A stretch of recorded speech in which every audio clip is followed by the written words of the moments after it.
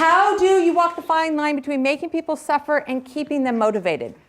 Let me share something I learned from a Stanford grad.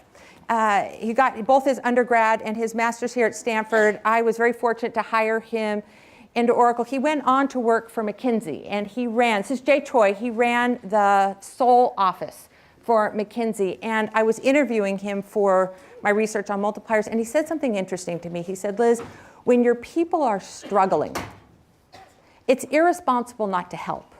He said, but you have to remember to hand the pen back. And I wasn't sure what he was talking about, and he explained a moment in time. It's 2 a.m. in the Seoul office.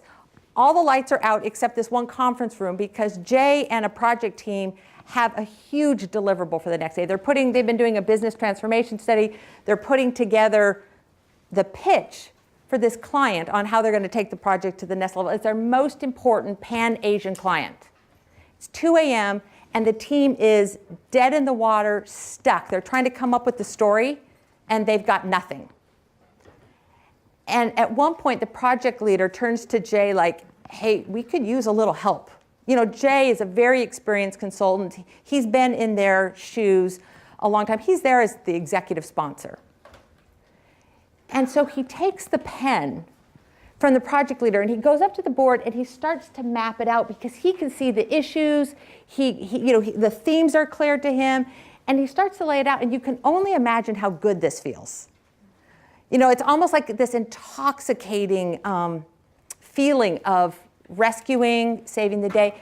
And he's laying out the storyboard, and about 2/3 the way through his idea, he stops. And the multiplier in him signals restraint. And he just pauses there. He turns back to the project leader. Jae-hyun hands the pen back. And he said, here are a few ideas to get you started. Why don't you take it from there? He said, when your people are struggling, it's irresponsible not to help, but you've got to remember to hand the pen back. What's the pen?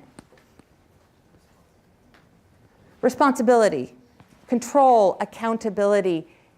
Help people get out of the ditch, but put them back in the lead is, I think, the way you keep people from suffering too much and make sure they're in charge and they're driving and motivated.